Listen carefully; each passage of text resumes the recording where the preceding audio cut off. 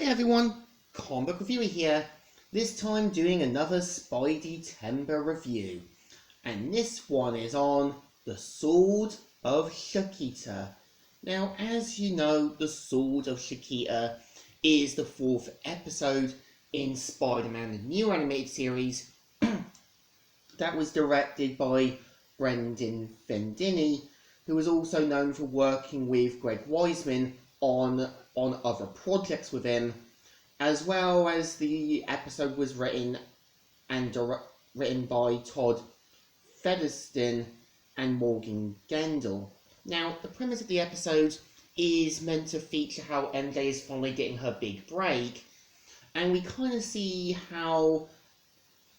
kind of see how a rich tycoon known as Richard Damon hires Shikata, who is meant to be this dangerous martial arts kind of assassin, to capture Spider-Man.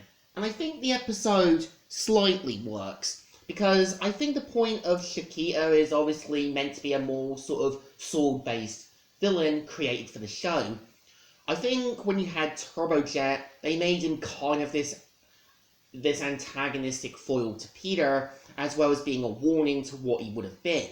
I think Shikata works at places, but I kind of think her character doesn't really feel interesting. Like, yeah, they kind of make it clear that after fighting Spider-Man, she sees him as too noble to fight, and must fight to the death.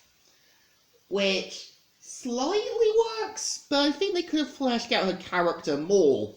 Like, maybe have it that she wants to find one last challenge before retiring, and see Spider-Man as that last thing.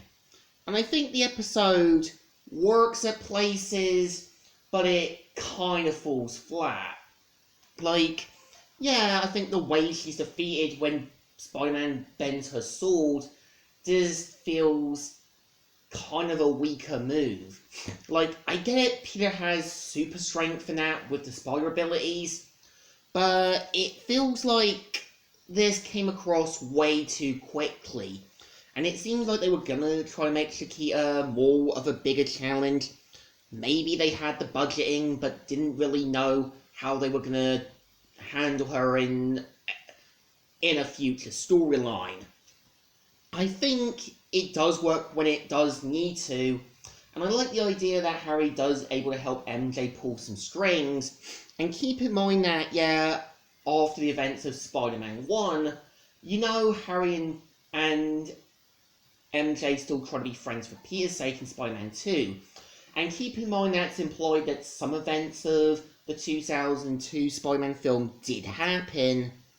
I seriously doubt Harry would have put in a good word for her, but here it just seems like they are pretty much still okay with hanging out together, which obviously, yeah, imply they may or may not have dated during the events of before the series in this one.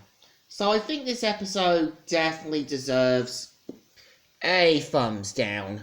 Well, not the worst one, it definitely needed room to improve on the villain a bit more, because I think Shikata can definitely work if you give her more time, development, and maybe have time to sort of bring about her past with Spider-Man.